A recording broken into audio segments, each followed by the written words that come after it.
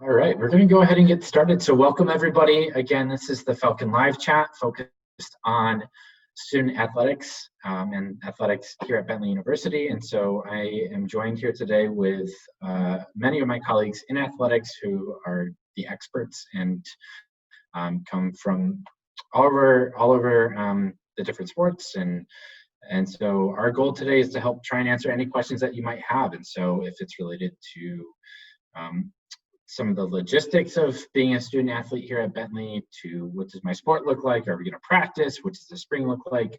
Our goal is to be able to try and answer those questions for you today. So at the bottom of your screen, you will see an indicator that says Q&A. So if you do have any questions that do come up throughout this Falcon live chat, please feel free to jump in there and we'll do our best to try and answer them throughout this. So we'll do some introductions, let you know who's in the room with us today, go through some informational PowerPoint presentation to kind of give some context around what we're thinking and some of the thoughts around athletics, and then open up the floor to questions at the end. So we will try to get to any questions that you might have, and we have about 33 people here with us today, and we want to try and be able to give as much information as we can. So without further ado, I'm going to hand it over to my colleagues over in athletics.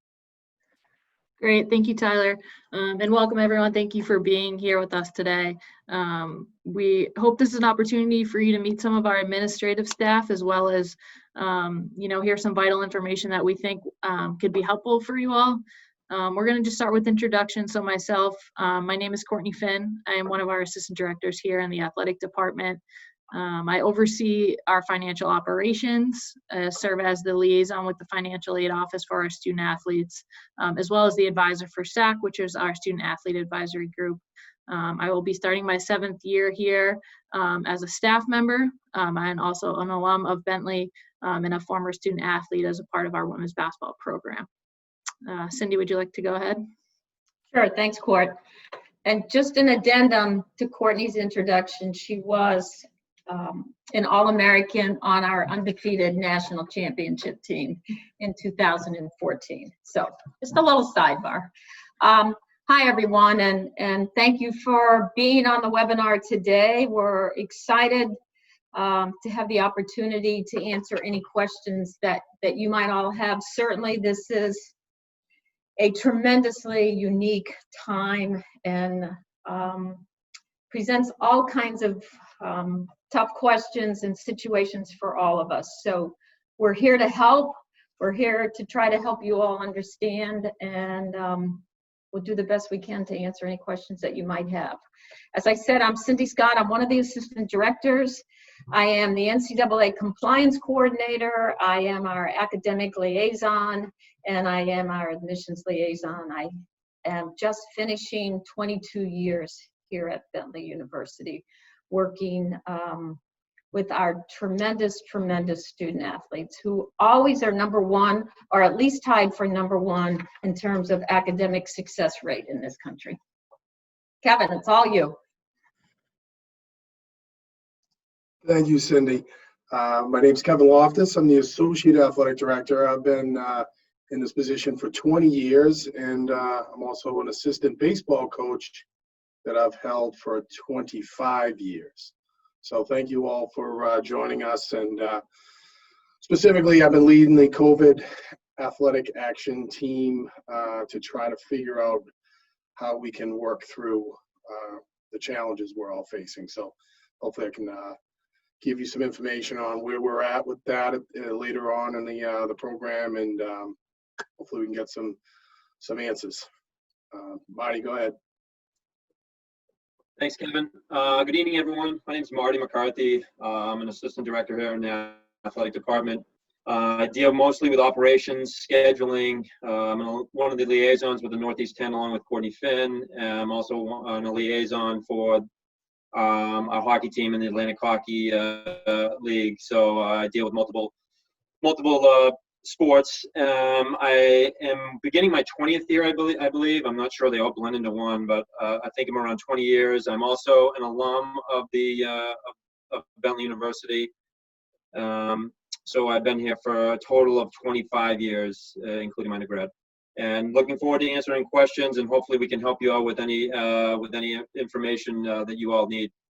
last but not least, I turn over to Brooks Ferry.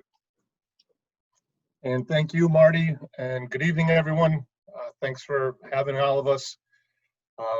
As I said, my name's Brooks Ferry. I'm the head athletic trainer here at the university. I will be starting my 30th year in that position. And again, here hopefully to answer any question that you may have. Along with Kevin and Marty, we've been working on a reopening plan for the university. I've also been on board with the university as far as with the general reopening of the institution, as well as now on the contact tracing, if we get into that part of COVID plan in the future and in the fall coming up. So I think we're ready to roll, Court, or Awesome. go from there. Thanks, Brooks. So I'm going to share my screen with everyone. We're going to pull up a PowerPoint based off some of the questions that we got ahead of time. We kind of broke it into 3 different areas. Brooks will take us through sports medicine, Cindy will touch base on compliance, and then Kevin and Marty will kind of tackle some of the operations questions that people have had. So I'm going to pull up my screen here and we'll get going. All right. All right, so can you all see that? Marty, yeah, great. All right, so I'm gonna hand it over to Brooks to kind of start us off with some sports medicine. Okay, thanks, Court. So the one area that really hasn't changed a lot is the athletic medical paperwork that the NCAA requires everyone to turn in. The biggest thing going right now is that the NCAA will not allow for a virtual physical exam to be submitted by an athlete. So we've had a couple student athletes who've emailed me already, who've sent in virtual forms filled out by their doctor. Unfortunately, the NCAA will not accept those or that type of a physical exam, as has always been the case.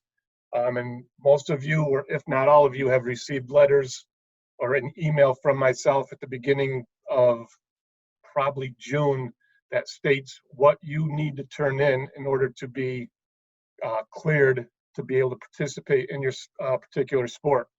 And those forms would be the Bentley Athletic Training Medical History and Orthopedic Physical Exam form.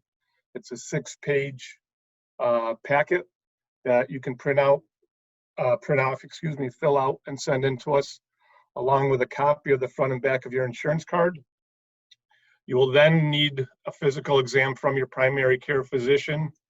And again, this has to be in person. It cannot be taken over, over the computer or anything like that. It has to be in person. And then the NCAA also requires everyone to turn in either a sickle cell test result, or you can go and fill out the waiver form. All of the forms that I've just talked about can be found on the Bentley Athletic webpage.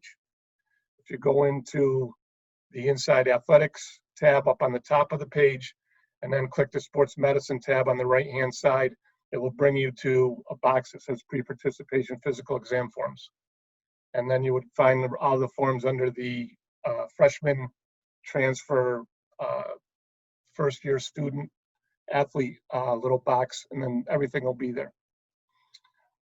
As far as the reopening plans and the daily operation of the athletic training room at this point in time, we have been talking about, in the past, you were always able to come into the athletic training room prior to practices, post practices, to be evaluated, to be treated, rehab, anything that you may need in order to prepare yourself for your practice.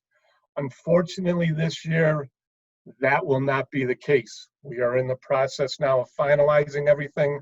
What it's looking like is a lot of appointments will have to be made for a lot of those things for those things to take place. And the reason for this is just because of the guidelines that the state has come up with as far as the social distancing plans.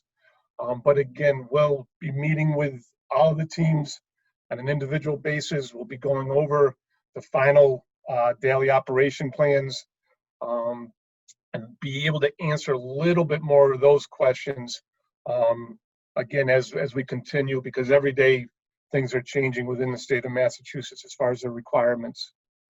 The other big thing that it's important to understand is we have a secondary insurance plan that deals with athletic injuries. Because COVID is not an injury, it is an illness, our secondary insurance plan would not cover any costs that a student athlete may incur because if they were to come down with the virus.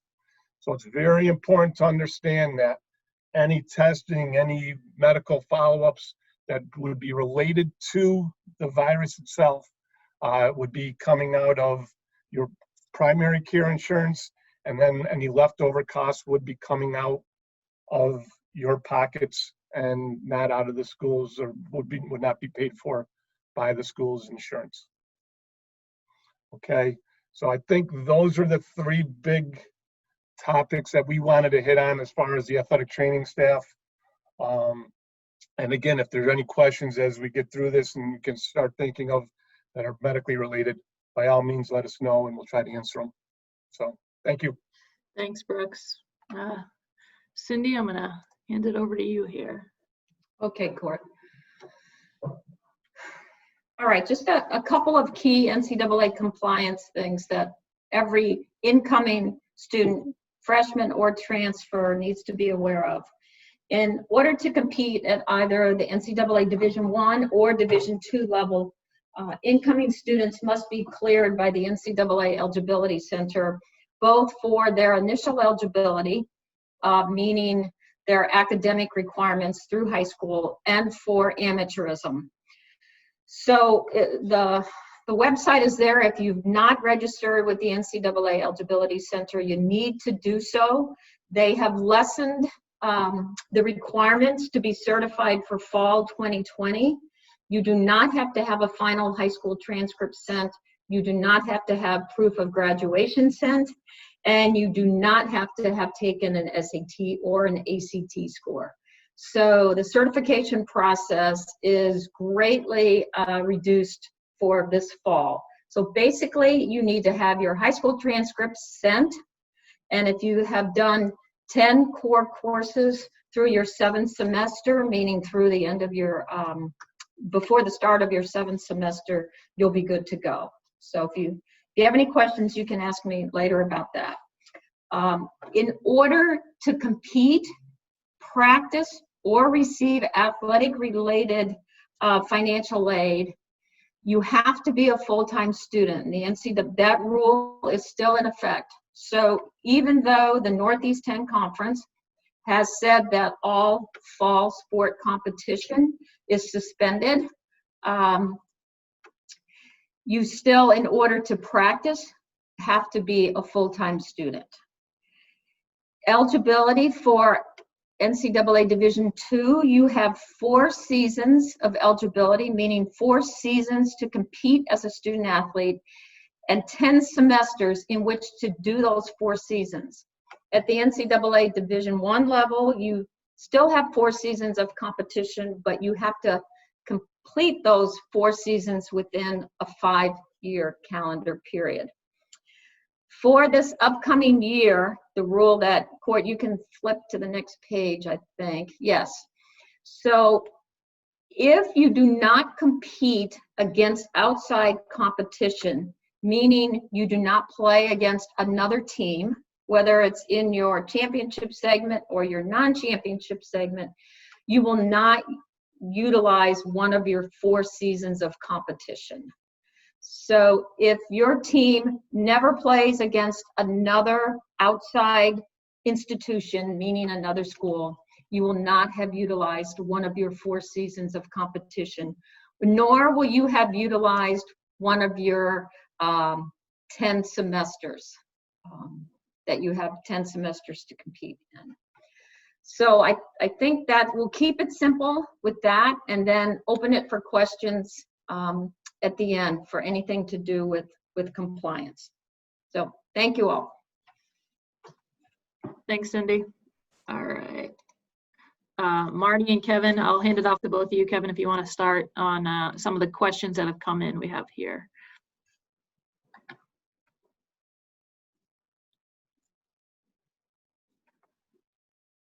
Thanks, Courtney. We, as of about 10 days ago, the conference suspended all fall competition, and that includes the winter sports as well during the fall. So everything starts as of right now, potentially January 1st. Cindy, correct? That's what we're looking at right now. Correct. So the question really is, what are we going to do in the fall? And right now we are working on plans that we all our teams, all our athletes will try to practice throughout the fall. Now, how are we going to do that is something that we are working on. As of last week, we had a plan of 25 pages that was setting us up to try to compete in the fall. As of 10 days ago, that has now been scrapped, and we are now looking at how are we going to practice in the fall semester. So it's being worked on. Obviously, looking at maybe doing it in groups. So if someone does come down with a positive case, not everybody would, the whole team would be quarantined. Something we're talking about, but I think to answer everyone's question, we are intending to practice and be with our team. We feel strongly as an athletic department that our athletes need to be here with us together, and we need to start getting some positivity in our lives. And that's why we are wholeheartedly trying to push forward and be together in some capacity. First few weeks will probably be where we got to get our medical forms cleared up. We have to get our maybe some COVID education and training on how we're going to practice each day. So it might take a few weeks to get up and running, and then from that point on, we'll have a plan over the next month. The fitness center specifically, we have to that falls under the athletic umbrella, even though it's for all of the student body. So we have to come up with measures on how to run that, schedule that, and clean that facility. So that is something that we as an athletic department have to look at and understand the expectations of the university and what we can do. So that on top of how we're going to practice as athletes is what we're working on over the next month. Brooks, Marty, do you want to say anything else? No, I think you're right on. I mean, I think we're falling in line with what our other league members are doing in the Northeast 10 and Atlantic Hockey. I don't think you'll be seeing anything too much different if you have friends or know people that play sports at other schools. I think you'll find out that we're pretty much we'll be doing what most of the rest of the league is doing across the board as far as practices and workouts, etc. So it should. I mean, you might see some small variations, but we should be consistent across the league with the Northeast 10 and Atlantic Hockey with what we're going to be doing and what would be allowed to be done by our student athletes and teams. Thanks, Marty. Marty, do you want to touch on one of the questions that came in about athletes living on campus? Will they be able to, and any information that we have right now around that? Sure. So short answer, yes. Athletes will be able to live on campus. We're working very closely with the residential life staff to make sure that our student athletes get housing. The university is confident they'll have enough housing, not just for student athletes, but for any student that wants to live on campus. I know they're making some changes about number of people in singles and doubles, etc., and trying to minimize the shared spaces. But all of our athletes that do want to live on campus should be able to get into a room, a dorm room, an apartment, depending on what year you are. But for the freshmen, you should have plenty of space to live. And right now, as far as moving on campus, because because our fall has been postponed to spring, there'll be no preseason practices. So we'll be waiting for the residential center to send out each student their move-in date and time, and we're asking that all of our student athletes comply with this request from the residential center. It's going to be a little bit of a different move-in this year, trying to restrict the number of guests. I know parents are probably worried, can they move their son or daughter in? And I believe that the university is working diligently to figure out how many people will be able to come on campus and help with the move-in. But as we get this information, we will obviously pass this on to coaches and student athletes as it comes to us. But we're asking that our student athletes comply to the dates and times that are given to them when the residential center does pass those out and does let everyone know when they're supposed to be moving in. Great. Thanks, Marty. It does look like we had one question come in live so far. And Brooks, this is going to be for you and should be fairly quick on around the medical forms that you talked about. Do we have a specific due date around those? And can you advise everyone on where they should be sending them, either via mail or, if they can fax it somewhere, scan it, email it, whatnot? Okay. Usually we ask everyone to have their forms in by July 31st. Now, before you panic or anyone panics, this year, because the preseason for the fall sports has obviously been canceled, and some doctors' offices in some states still haven't or aren't open yet for in-person evaluations, we've sort of have pushed it back in the sense of, if you could get them in before the middle of August, that would be great. And the reason for this is that we have about 500 to 600 student athletes.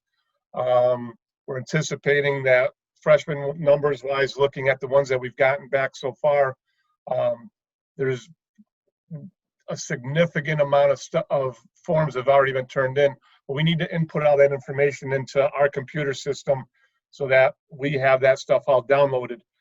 In the past, like I said, we try to do it by July 31st. That way by August 10th, when football or the fall sports would start up, we would have everything taken care of. But again, because of the situation, you can push it back a few weeks. And if there are any questions or you're having problems getting in to see a doctor, by all means, just email me and let me know. You can submit them via regular mail. Just send them to the Athletic Training Department, care of Bentley University, 175 Forest Street in Waltham, Mass. You can scan them and email them to me, bferry, F-A-R-R-Y, @bentley.edu. Or sometimes some of the kids will have access to a fax machine, whether through their parents or at home. You could fax them to us at 781-788-6455. And I'll type this stuff out as an answer also, and that way you can have that information. The biggest thing with the physicals is, again, the NCAA, which I forgot to mention, is the NCAA requires that physical be within 6 months of the start date of your sport. It's a lot different than the high school that gives you a 1 year turnaround before you would have to get another one. So the NCAA requires it to be within 6 months of the start date. We are planning on all the sports starting up, doing some type of activity in the fall. So it does need to be done. And on top of it, they are different than health services. A lot of times the freshmen and incoming athletes will go online, they'll fill out their information for health services, and then they show up or they get a call or an email from their coach saying you need to turn your physical forms in, and the student athlete will say, well, we already did it. Well, again, these forms are found on the athletic website. You print them off and can send them in accordingly. Thanks, Brooks. Got another one for you. If one of our student athletes, PCP, is a PA, can they fill out the forms, or does Yes. it have to be an MD? Nope, a physician assistant's fine. Great. Nurse, a lot of times, even a nurse practitioner at some offices will fill them out. And we've let those slide in the past also. Great. Thank you.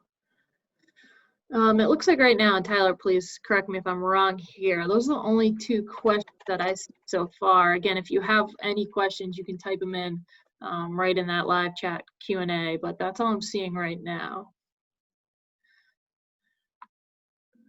Okay. But I think at this point, those are the only 2 live questions we had. But again, you know, at any point, you can see on here, we have our emails. Please contact us with any questions that you might have. We're here to help. We know that it's a very unique time right now with everything going on. But, you know, speaking as a former athlete here and now a staff member, you know, I think this place is a true family. And we'll get through this together, and we'll try and answer any questions as best as we can. So please reach out. I know we have our emails below. Tyler, if there's anything you'd like to add from New Student Programs, please feel free to chime in as well. Yeah, I know we do have one question that just popped up. I think plans around the hockey season.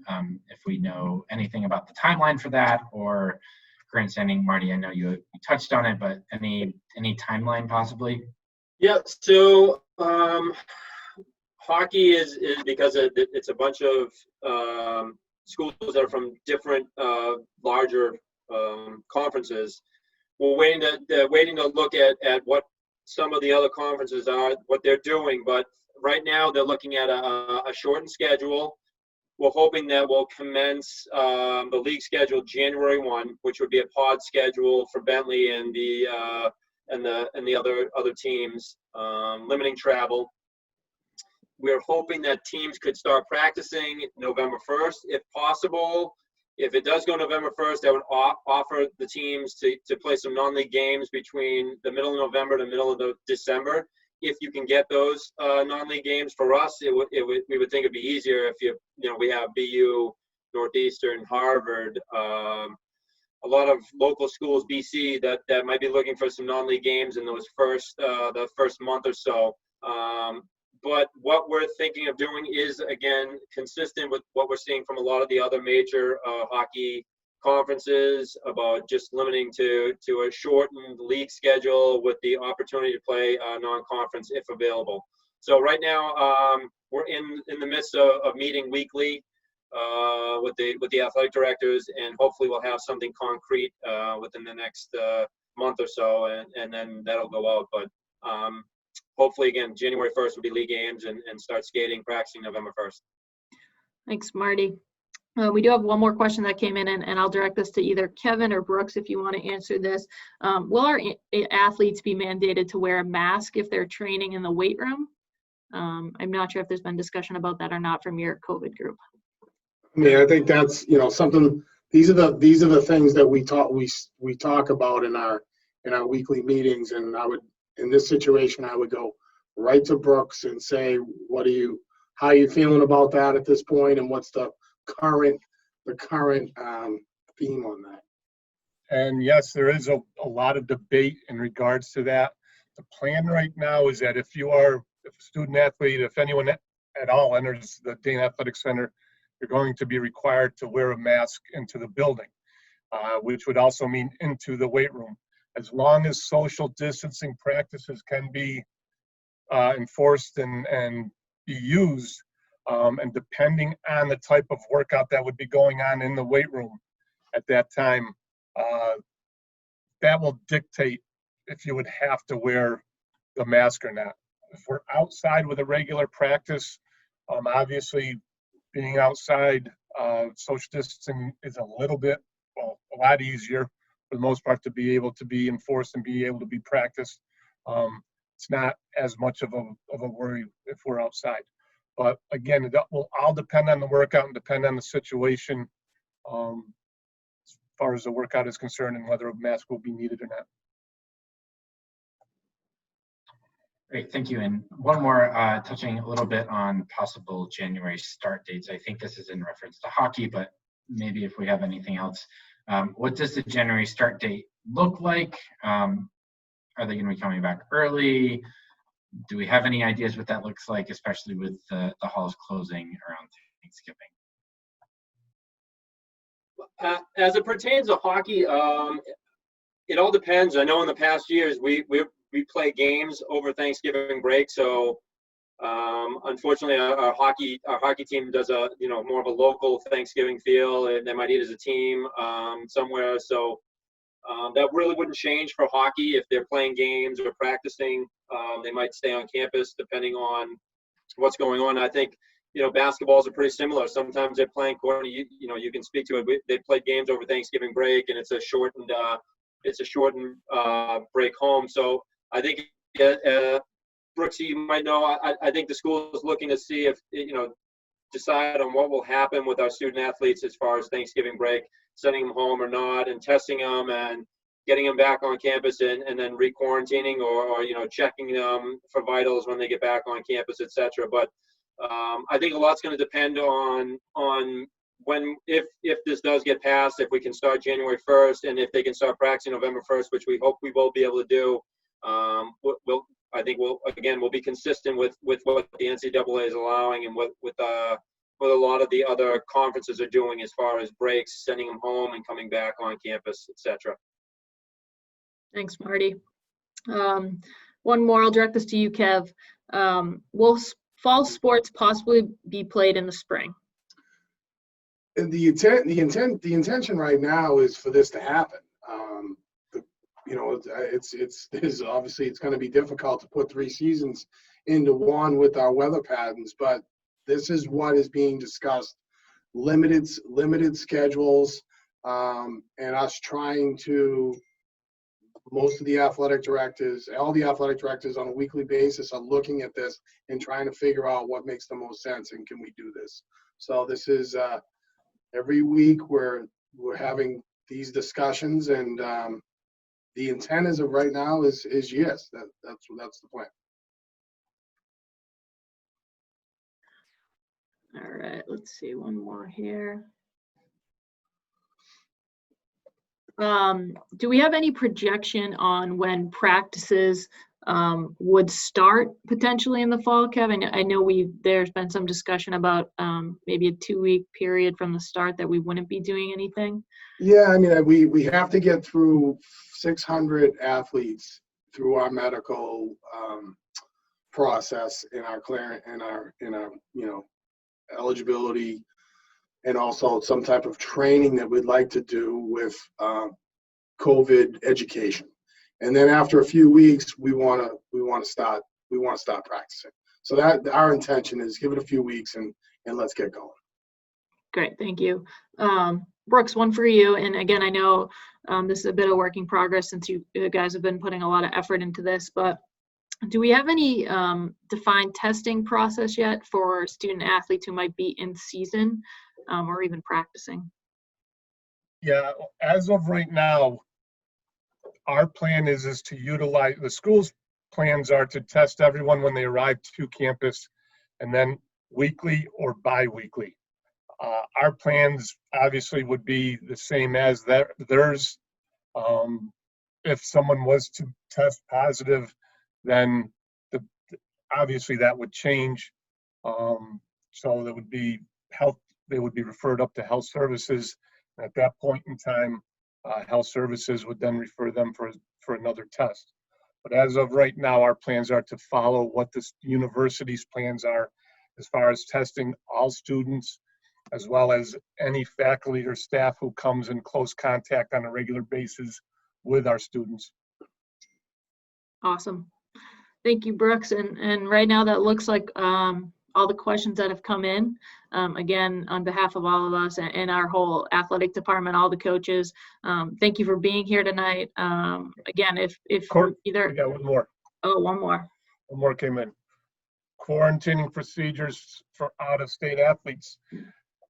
As of now, the governor of Massachusetts, or the state of Massachusetts, just enacted yesterday a 2-week quarantine period for out-of-state visitors, which our students/student athletes would fall under. So as of right now,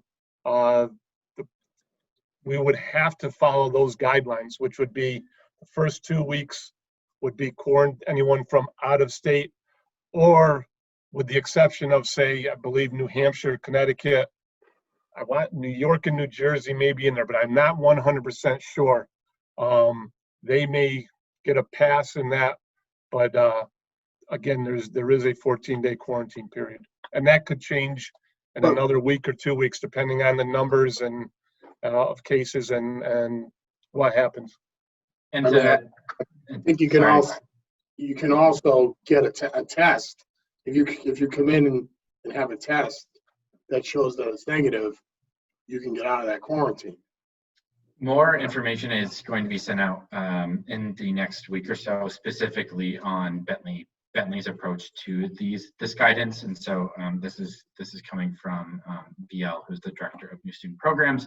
So be on the lookout for specific questions around this new guidance around quarantine. But we just received that on Thursday and are starting to look at it today. So along with negative testing as well as 14-day quarantine, we will provide more guidance in the next week about what that specifically looks like. Great, thanks, Tyler. Tyler, I don't know if you want to touch base on Yeah. question that just came in around dropping off students on move-in day. Yeah, so currently at this point, we are still working out what the move-in process is going to look like. And so our anticipation is that we were going to allow at least, one person to be coming with the student. But at this point, I would wait for further guidance from us until we are able to actually determine how many people it is safe to be on campus, because we're still kind of trying to sort out how many people we want moving in all at once. So at this point, our goal is to allow students to have families and support systems, allow them to move in. We are just not sure on how many. So more information will be coming out from housing if there's more specific questions about move-in.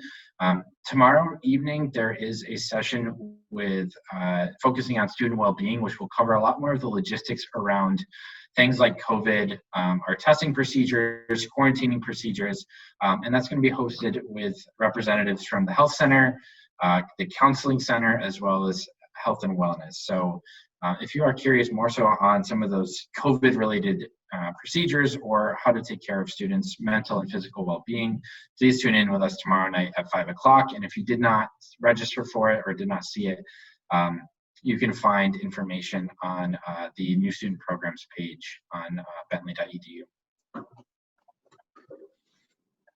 Awesome, thanks, Tyler. And again, our emails are here. You can also find them on the website, and please reach out to us with any questions, and we'll try to keep you as informed as we can.